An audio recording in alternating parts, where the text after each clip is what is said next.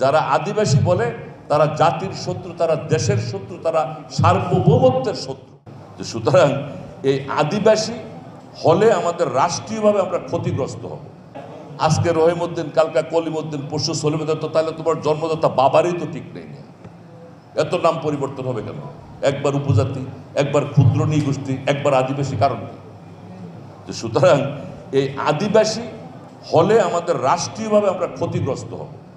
আদিবাসীর স্বীকৃতি যে সমস্ত দেশে দেওয়া হয়েছে, আদিবাসী থাকলে আপনার সেনাবাহিনী থাকবে না, চলে যেতে হবে, কোর্ট কাছারি থাকবে না, সংবিধানও কিছু হয়ে যাবে। কি বুঝতে পেরেছি? এই জন্য তারা আদিবাসী স্বীকৃতিটা আদায় করতে চায়। সুতরাং আমরা বলেছি, যারা আদিবাসী বলে তারা জাতির শত্রু, তারা দেশের শত্রু, তারা সার্বভৌমত্বের শত্রু।